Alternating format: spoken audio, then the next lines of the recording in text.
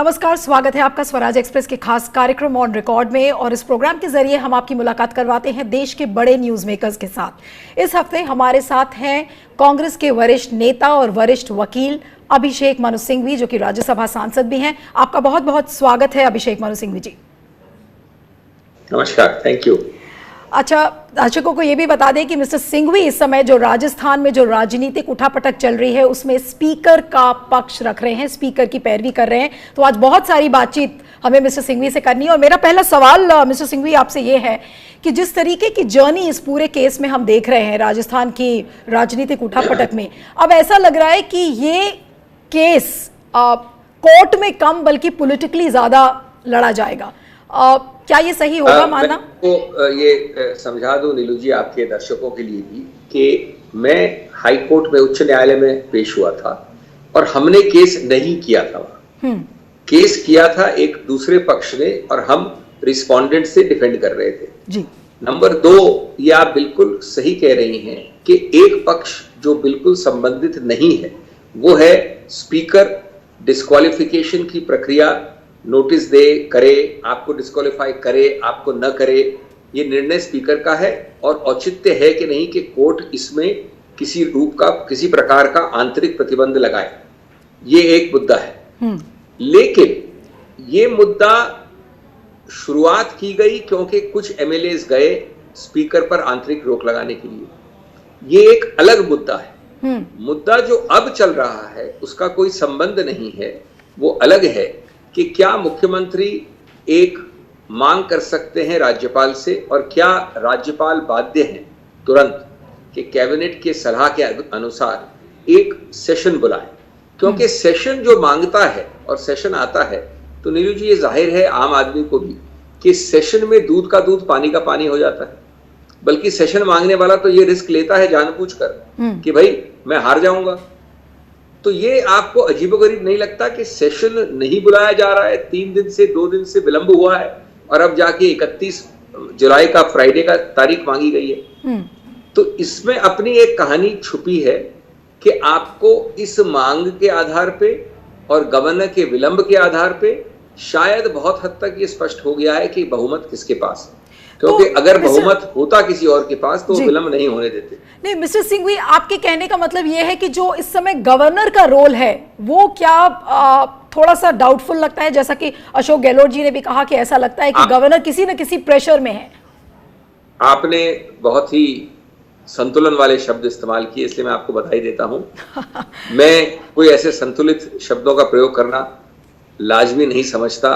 आज जो गवर्नर के रोल चल रहे हैं, मैंने आज प्रेस ब्रीफिंग भी ली है और आप उसमें देखें तो विस्तार से कहा है, लेकिन मैं आपको 3 चीज बताना चाहता हूं संक्षेप में। नंबर 1, राज्यपाल को, अब मैं जा रहा हूं बाबा साहब अंबेडकर के समय में, जब हमारी संविधान असेंबली बैठी थी, जो हमारा शीर्षस्थ नेतृत्व था, जो हमसे सबसे ज्यादा, सबको मिला के कहीं ज्यादा उनका एक व्यक्ति जानता था, उन्होंने कहा है एक बार नहीं, 1949 में 5 बार, आपके आज की मेरी ब्रीफिंग में आपको कोटेशन मिल जाएंगे कि गवर्नर, मैं कोट कर रहा हूं मेमोरी से, governor is role is so nominal, he is so ornamental, ये कहा गया। दूसरा कहा गया कि एक म्यान में 2 तलवार नहीं होगी। प्रदेश के स्तर पे ये नहीं कि 2 मुख्यमंत्री होंगे, एक गवर्नर और एक मुख्यमंत्री। नंबर 3, कार्यपालिका का कोई रोल नहीं है गवर्नर का। नंबर 4, अगर कुछ मैं कहता हूं कैबिनेट की हैसियत से आपको, तो आप बाध्य हैं गवर्नर के रोल में। हाँ, इसका अपवाद है 2-3 चीजें, जैसे अगर राष्ट्रपति शासन करना है नहीं करना है, वो अपवाद यहां लागू नहीं होते, उनमें गवर्नर स्वतंत्र होता है। लेकिन राज्यपाल का अपने आप में कोई अस्तित्व, नंबर 1, 1 मिनट लगेगा, जरूरी है, आवश्यक है, मैं आपसे टाइम ले रहा हूं जी। दूसरा इसका चरण 70 वर्ष में इस आधार पे जो हमारे निर्माताओं ने 1949 में कॉन्स्टिट्यूएंट असेंबली में कहा था, अनेकानेक उच्चतम न्यायालय के निर्णय हैं। मैं एक का सिर्फ जिक्र करूंगा, एक का 7 जजेस ने 1974 शमशेर सिंह में कहा कि जो कैबिनेट कहता है वो बाध्य होता है। जब आप कहते हो प्रेसिडेंट ऑफ इंडिया तो आपका मतलब होता है केंद्र सरकार। जब आप कहते हो राज्यपाल, in the name of the governor, but होता है वास्तव में प्रदेश सरकार। ये कहा है उच्चतम न्यायालय ने। उसके बाद कई निर्णयों में कहा है। नंबर 3, सरकारिया कमिटी, जिसको माना जाता है सबका ग्रैंडफादर डॉक्यूमेंट, उन्होंने कहा कि राज्यपाल को कभी भी ये बहुमत और अल्पमत के मुद्दे बाहर निर्णय नहीं करने चाहिए, और स्पष्ट कहा पैरा 12.16 में कि उनको फ्लोर के ऊपर करना चाहिए। नहीं तो मिस्टर सिंघवी जो आप ये सारे पॉइंट्स एक और महत्वपूर्ण है, कोई लगता बोरिंग है लेकिन कानून का कई महत्व होता है। जब ये राज्यपाल के अधिकार क्षेत्रों की बात हुई तो अभी जो अनुच्छेद है उसका नंबर है 174। तो निर्माताओं ने कहा कि इसमें हम बाध्य नहीं करते हैं राज्यपाल को, यानी जो कैबिनेट की एडवाइस है उस पर बाध्य नहीं होगा, राज्यपाल अपने आप निर्णय करेगा। ये प्रस्तावित क्लॉज आया 1949 में, उसको बहस के बाद जिरे के बाद ड्रॉप किया गया, ये कहते हुए कि राज्यपाल को बाध्य होना अनिवार्य है। और उसके बाद 2016 में, देखिए आप 70 वर्ष की अवधि की बात कर रहा हूं जी, 16 में उच्चतम न्यायालय के नवम रेबिया अरुणाचल वाले केस में कहा कि हम इसको नोट करते हैं कि निर्माताओं ने ड्रॉप किया था। इसका मतलब है, उच्चतम न्यायालय कह रहा है 2016 में कि राज्यपाल जी जब आपको कहे कि सेशन का कन्वीन करो तो आप बाध्य हैं। नहीं तो मिस्टर सिंघवी ये जो सारे एग्जांपल्स आपने दिए हैं डिले कैसे कर सकता जी है? मिस्टर सिंघवी बहुत सारे इश्यूज हैं, इसलिए मुझे आपको रोकना पड़ रहा है कि आपके कहने का मतलब ये है कि जितने भी प्रेसिडेंट जजमेंट्स आए हैं और जितने भी आपने एग्जांपल्स दिए हैं तो कहीं ना कहीं उन जजमेंट्स की, उन प्रेसिडेंट्स की अवमानना कर रहा है इस समय, चाहे वो गवर्नर्स ऑफिस। देखिए मैंने आपको ऑब्जेक्टिवली एक आम आदमी की हैसियत से बताया कि प्रेसिडेंट तो बात की बात है मैडम, आप बात कर रही हैं निर्माताओं के इंटेंशन की, उनके उद्देश्य की। क्या आपका हक है या मेरा हक है कि हमारे निर्माताओं के उद्देश्य और इंटेंट को हम नकार देंगे? और उसके बाद मैं आऊंगा जब आप पूछेंगी मेरे से कि किस प्रकार के अजीबोगरीब प्रश्न पूछे गए हैं माननीय राज्यपाल के ऑफिस से। कहा गया है कि हम सलाहकारों से बात कर रहे हैं। मुझे तो आश्चर्य, ऐसे कौन से सलाहकार हैं जो ये बेसिक मूल तत्व हमारे संविधान के नहीं जानते हैं?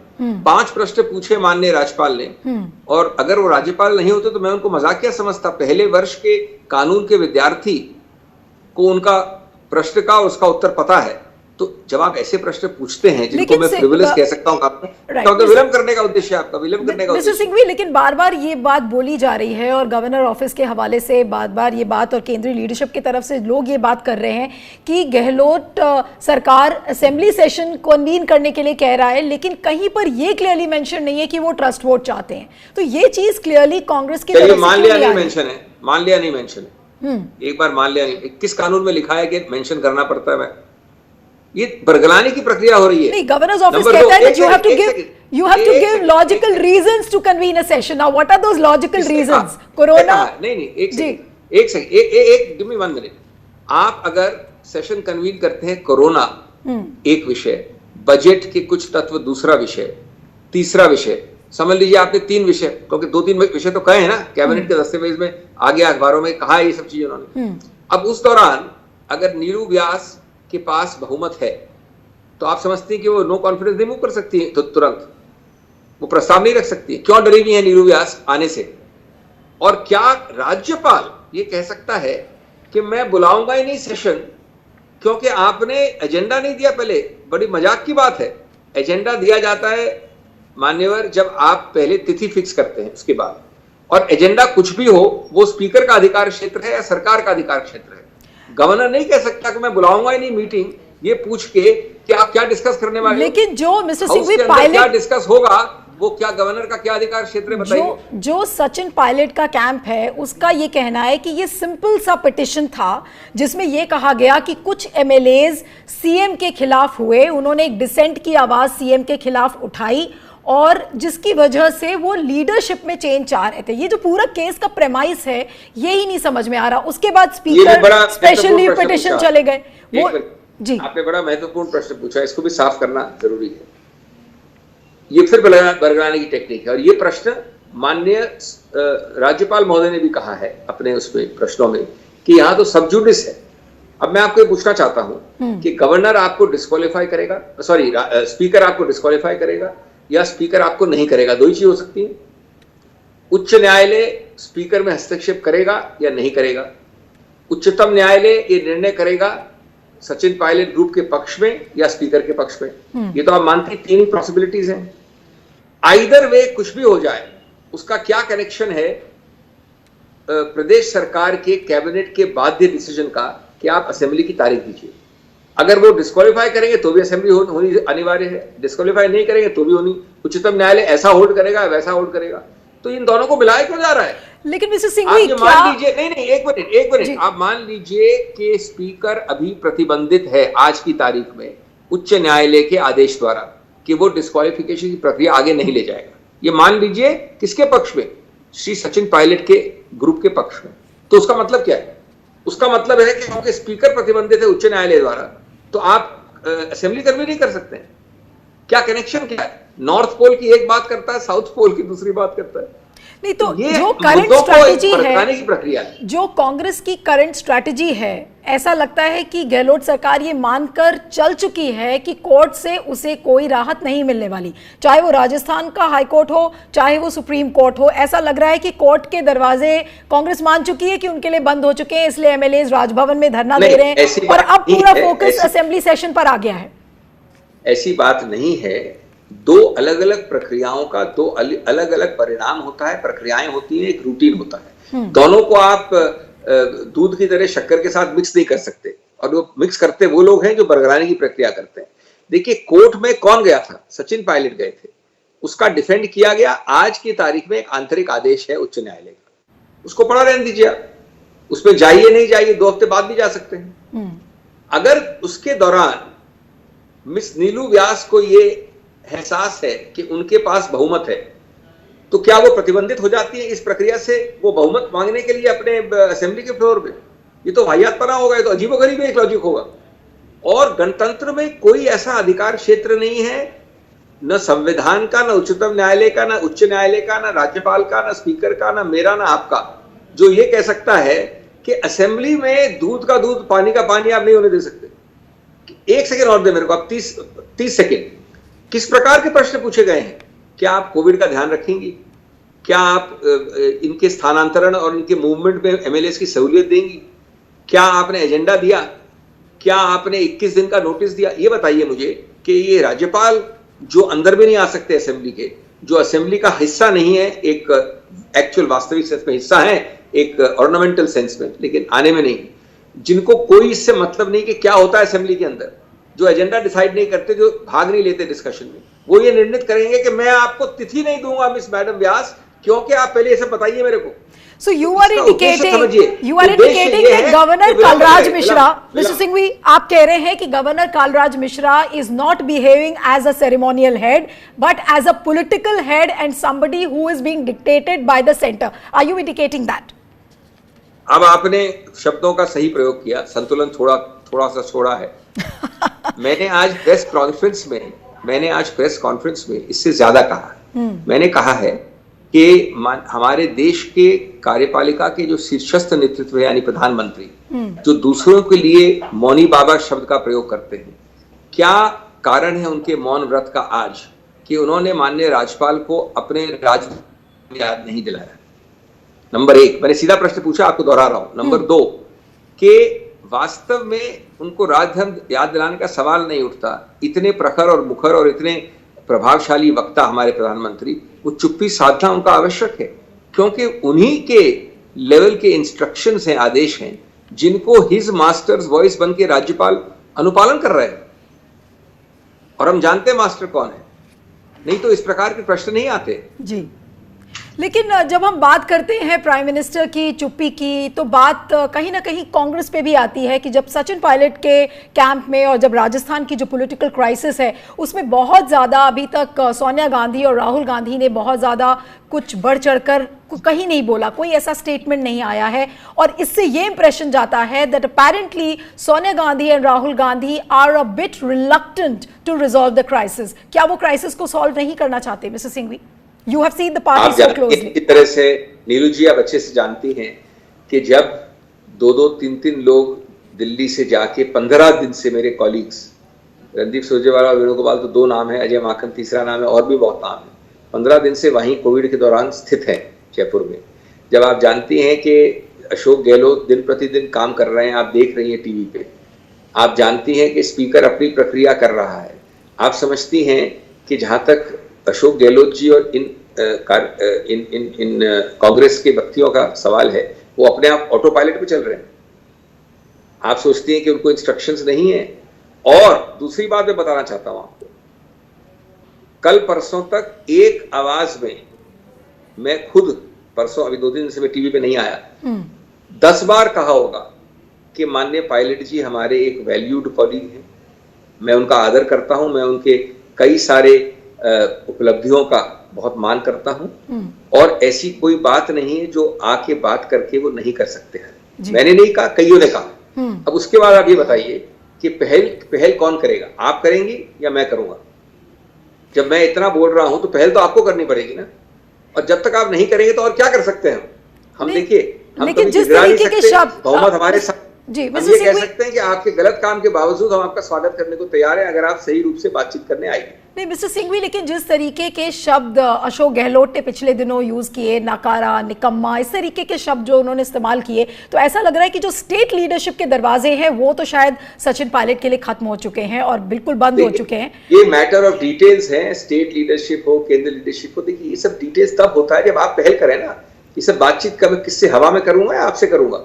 जब आप पहल नहीं कर रही तो ये सब आता नहीं। और देखिए, शब्दावली सबकी अलग अलग होती है, आपकी शुद्धता एक अलग लेवल की हो सकती है, मेरी शुद्धता एक अलग लेवल की हो सकती है, लेकिन हमारे कांग्रेस के शीर्षस्थ नेता कई ऐसे हैं जिन्होंने कहा है बार बार कि इस पायलट जी का हर प्रकार से उनको हम एक बहुत महत्वपूर्ण व्यक्ति मानते हैं कांग्रेस का, लेकिन इस प्रकार से नहीं कि आप अपनी सरकार के विरुद्ध अपने ही पांव काट के अपनी सरकार को गिराने में लगे। लेकिन इतने अगर वैल्यूड सचिन पायलट कांग्रेस की तरफ से अगर माने जाते हैं तो क्या वजह थी कि ये जो खबरें आ रही है कि 18 महीने से अशोक गहलोत ने सचिन पायलट से बात ही नहीं किया, उनके बीच में कोई संवाद ही नहीं हुआ, और हम कैसे मान लें कि सेंट्रल लीडरशिप ने इस चीज को रिजॉल्व करने की कोशिश की हो? ये आपका कहना ठीक है कि अजय माकन और रणदीप सुरजेवाला इस समय वहां पर बैठे हुए हैं पूरी क्राइसिस को रिजॉल्व करने के लिए, बट जो ये इंटरिम पीरियड पिछले 18 महीने का है, इसमें जब संवाद बिल्कुल नहीं था, तो मैं आपको समझाना चाहता हूँ जी। देखिए, राजनीति की सरकार चलाने की एक प्रक्रिया होती है, एक सिस्टम होता है। हम लोगों को जो लगता है वैसे नहीं चलती सरकार।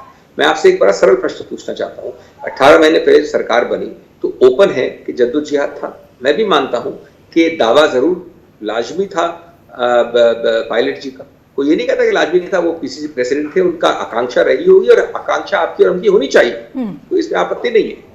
अब उस वक्त ये आपने एक दावा किया, थोड़ा असहमति हुई और बैठ के निर्णित हो गया कि आप मुख्यमंत्री हैं, मैं उप मुख्यमंत्री हूं, ठीक है।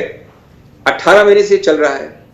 अब ये नहीं कर सकते आप कितने भी शुद्ध हो, कितने भी असहमत हो, ये तो पक्का हो गया ना कि जब शुरू हुई थी बात तो आप मुख्यमंत्री होंगी और मैं उप मुख्यमंत्री हूँ। जब ये शुरू हो गई बात तो अचानक 18 महीने बाद आप कोई बटन तो प्रेस नहीं कर सकते कि तुरंत मैं चाहता हूं कि बदलाव हो, मैं हमारे मुख्यमंत्री का। कभी ऐसा होता है किसी पार्टी में? बीजेपी में कोई कर सकता है? किसी प्रादेशिक पार्टी में आपने देखा है कि आप बैठे बैठे बोले बीच में कि हमारे मुख्यमंत्री को बदलो, नहीं तो मैं ये करूंगा वो करूंगा। उसके बाद आप ऐसी स्थिति पैदा करें कि आपको एक विश्वास पत्र देना पड़े। तो अब इसमें तो मैं फिर भी कह रहा हूं कि वो हमारे वैल्यूड कॉलिंग है, लेकिन इसका मतलब नहीं कि गलत नहीं है। लेकिन मिस्टर सिंघवी, आप थोड़ा सा आपसे अब लीगली भी समझना चाहेंगे, क्योंकि लीगली बड़ा कॉम्प्लिकेटेड केस नजर आ रहा है। बहुत सारे स्टेक होल्डर्स हो गए हैं, एक तरफ स्पीकर है, एक तरफ गवर्नर है, एक तरफ अशोक गहलोत है, डिसेंटिंग एमपीज हैं। ये केस पूरा सुप्रीम कोर्ट में आप किस तरफ जाता हुआ देख रहे हैं इस समय?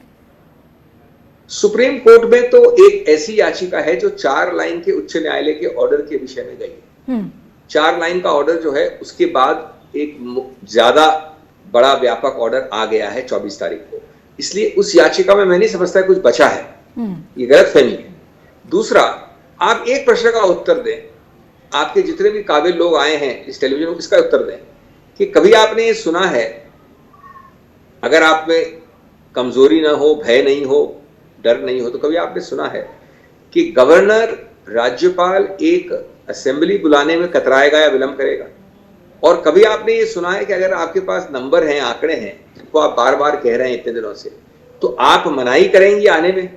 इसका उत्तर कोई नहीं देता मेरे को। आखिर गहलोत को हराइए ना। गहलोत तो खुद कह रहा है कि मैं हारने के लिए कर रहा हूं ये, लेकिन आप हराते क्यों नहीं है? जी, थोड़ी बौखलाहट भी नजर आ रही है। तो ये आप कानून का एक सर्कमवेंशन कर रहे हैं, अवरुद्ध कर रहे हैं कानून को, कि हम ये मौका नहीं देते हैं कि मैं आपको चुनावित करूं या मेरे को चुनावित करूं। हम मौका ही नहीं दे रहे। नहीं, लेकिन मिस्टर सिंघवी, जिस तरह से अशोक गहलोत कह रहे हैं कि वो प्राइम मिनिस्टर ऑफिस के सामने भी धरना देंगे, वो प्रेसिडेंट से मिलेंगे, अपनी बातों को रखेंगे, तो ये कहीं ना कहीं ये भी लग रहा है कि apparently mister Ashok Gehlot is disappointed, he is frustrated and he is lost all the hope. Is that the case? कैसे जो आदमी आशावान होके कहता है कि आप फ्लोर टेस्ट करो, आप कह रही कि उसने अपना आशा खो दी है। उनको पूरा लाजमी है, मैंने भी आखिर आज पूरी रूप से आक्रामक भाषा इस्तेमाल की है कि गलत है ये। क्या वो ये नहीं कह सकते कि ये संविधान की हत्या है, हनन है सिद्धांतों का? और क्या वो ये नहीं कह सकते कि इस प्रकार से अगर हो रहा है आपके नाक के नीचे तो माननीय प्रधानमंत्री आप क्यों चुप बैठे हैं? माननीय गृह मंत्री जिसमें कि अधिकार क्षेत्र होता है राज्यपालों का, आप चुप क्यों बैठे हैं? वो बिल्कुल अपने कड़े से कड़े शब्दों में कह सकते हैं। मैं तो समझता हूं कि नहीं कहें तो वो अपने संवैधानिक पद का एक अवहेलना कर रहे हैं। लेकिन इसका मतलब ये नहीं है कि उनके पास आशा, अगर आशा तो उसी के पास होती है जो बुलाता है फ्लोर टेस्ट या असेंबली सेशन। आशा किसके पास है? आपने अभी एक लेख लिखा था 2-3 दिन पहले डिफेक्शंस के ऊपर, एक बहुत ही अच्छा लेख था, और आपने न्यूट्रलिटी की बात की कि state neutral, ideology neutral, politics neutral, जो भी अगर डिसीजन आए अगर डिफेक्शन पे, और हमें काश इसे रोक सके।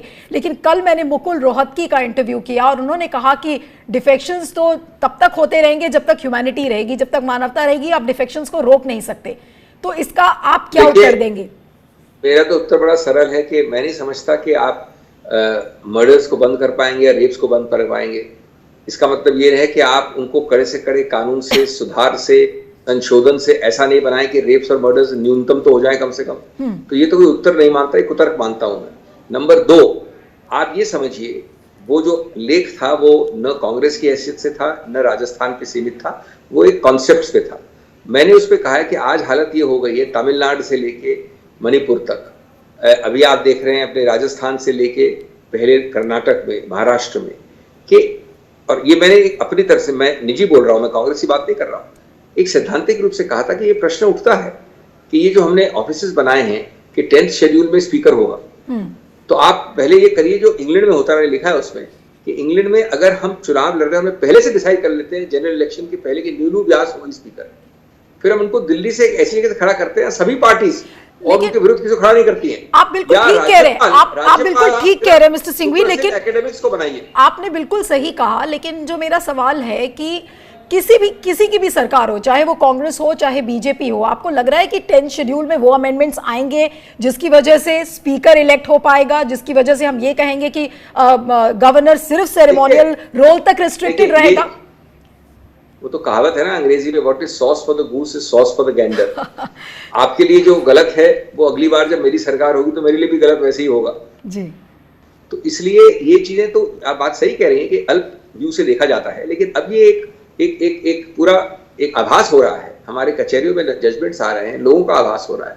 और आप जानते हैं राजनीति गणतंत्र में इसी प्रकार से आभास बढ़ता है तो कभी कभी बदलाव आता है। हम नहीं कह रहे कि स्पीकर को अबॉलिश कर दो, बट स्पीकर का एक नवनिर्मित रोल कर सकते हैं। कितना अच्छा हो अगर हम पहले से स्पीकर चुन लें चुनाव के पहले, कितनी आपको, आप समझिए कि आप चुनावित हैं उस क्षेत्र से, तो आपका अधिकार क्षेत्र, आपका पावर, आपकी जो स्ट्रेंथ है, मजबूती है, कितनी ज्यादा होगी। लेकिन प्रकार से जी आप जो बातें कह रहे हैं वो थोड़ा सा फारफेच्ड अभी लग रही हैं करंट पॉलिटिकल सिनेरियो के संदर्भ में। मैं मानता हूं। लेकिन मिस्टर सिंघवी, एक सवाल ये है कि अभी कुछ कांग्रेस के, अब सोर्सेज रिवील नहीं कर सकती हूं, लेकिन कांग्रेस के ही कुछ लोग ऐसा कह रहे हैं कि उनका मानना है कि अगर ये लड़ाई जो सचिन पायलट वर्सेस अशोक गहलोत की है, उसे लीगली बजाय लड़ने के अगर हम इसे पॉलिटिकली रिजॉल्व कर ले तो वो ज्यादा बेटर है। What do you feel as a Congress leader and also as a lawyer? मैं आमतौर पे इस पे ज्यादा सहमत हूं। आप मान रहे हैं कि इसे पॉलिटिकली रिजॉल्व करना चाहिए? पॉलिटिकली रिजॉल्व करना चाहिए, बिल्कुल मानता हूं, लेकिन मैं आपसे परिभाषा पूछना चाहता हूं पॉलिटिकल की। परिभाषा क्या है? क्या असेंबली की मांग करना, सेशन की, और सेशन में बैठना और आपको चुनावित करना या आपको हराना, ये पॉलिटिकल नहीं है? सबसे अच्छा आपने उदाहरण दिया तो यही है। तो क्या कर रही है कांग्रेस या अशोक गहलोत? पिछले 3 दिन से वर्चुअली बैक कर रहे हैं माननीय राज्यपाल से, और अब जाके वो तिथि शायद मैंने पढ़ा है कि 31 के लिए मांगी गई है। अगर आप 31 तक भी नहीं बुलाते हैं सेशन, तो क्या राजनीति है फिर? ये तो कहीं ना कहीं राजनीति और कानून मिलता है। आप गैर कानूनी, असंवैधानिक तरीके से राजनीति नहीं होने देंगे उसका क्या परिभाषा देंगी आप? एक जो डर है सबको कि जिस तरह से मध्य प्रदेश में सरकार गिराई गई, साम दाम दंड भेद सब कुछ जायज है पॉलिटिक्स में। अब राजस्थान की परिप्रेक्ष्य में अगर मैं आपसे पूछूं कितनी सेफ है गहलोत सरकार? आप तो बहुत सारी बातें अंदर से भी जानते होंगे, maybe you would not want to say it on record, but क्या लगता है गहलोत जी की सरकार बचेगी? मेरे को कई चीजें मालूम भी है और कई चीजें मैं कह नहीं भी सकता, लेकिन उसकी आवश्यकता ही नहीं। मैं आपको एक तथ्य दूंगा जिसका मैं समझता हूं निरुत्तर हैं, और हमारे जो विपक्ष के लोग हैं इस मुद्दे पे वो भी सब निरुत्तर होंगे जी। आपने पूछा कि कितनी मजबूत है गहलोत सरकार, इसका एक वाक्य का उत्तर है, कौन इससे ज्यादा मजबूत होगा जो बार बार असेंबली मांग रहा है, और कौन इससे ज्यादा भय डर और कमजोर होगा जो बार बार उसको विलंब कर रहा है, होने नहीं दे रहा है, अवरुद्ध कर रहा है। इसमें आप अपना आम समझ, कॉमन सेंस जिसको कहते हैं, मैं सबसे ऊपर वाली समझ मानता हूं, लगा के देख लीजिए। इसमें ना कोई कानून की आवश्यकता है, किसी चीज की नहीं है। आप भय से ग्रस्त हैं, इसलिए आप वो मैदान पे आना नहीं चाहते। गेट कीपर उस मैदान का दरवाजा नहीं खोल रहा है, उसको कुछ करना नहीं है, तो आप दरवाजा खोल रहा है। आप इस बात को मानते हैं कि इस समय सचिन पायलट इतनी ज्यादा बीजेपी की गिरफ्त में है कि वो चाहे भी तो वो बाहर नहीं निकल सकते हैं इस तरह से? मेरे को इसमें कोई संदेह नहीं है कि ये जो विलंब का खेल हो रहा है, ये इसका एक ही उद्देश्य है, उस चीज का इस्तेमाल करना जिसको हम सब जानते हैं, एम से शुरू होता है उसका नाम। जितने दिन इस्तेमाल कर सको आप करो, दुरुपयोग करो, और कहीं ना कहीं आडंबर पे आधारित बहुमत बनाओ। लेकिन इस दौरान मिस्टर सिंघवी, इस दौरान क्या कांग्रेस की किसी भी सदस्य से सचिन पायलट की डायरेक्ट बातचीत हो रही है कि सचिन पायलट जी आप आइए वापस? तो मैं कोई रखा नहीं है कुछ कहना, मेरे का ऐसा कहना कोई आवश्यक नहीं है ना। तो मैं देखता हूँ जाके झांक के उस रिजॉर्ट में, इस रिजॉर्ट में ये चीजें चलती रहती हैं, आरोप प्रत्यारोप से कुछ नहीं होता है। मैंने आपको एक सैद्धांतिक उत्तर दिया जिससे प्रमाणित हो गया है कि कौन किसके पास बहुमत नहीं है और किसके पास बहुमत है। चलिए, it's always a pleasure talking to Mr. Abhishek Manu Singhvi and we look forward to the arguments which you put forth in the court. वो बहुत इंपॉर्टेंट होगा। और जहां तक असेंबली सेशन की बात है, वो देखना होगा कि असेंबली सेशन राजस्थान का कब बुलाया जाता है और गवर्नर कालराज मिश्रा इसे कब कहते हैं कि अब ये असेंबली सेशन शुरू हो। Thank you so much mister Singhvi. और ऑन रिकॉर्ड में thank you, welcome sir. On record में इतना ही। अगले हफ्ते फिर से मुलाकात होगी किसी और शख्सियत के साथ। नमस्कार।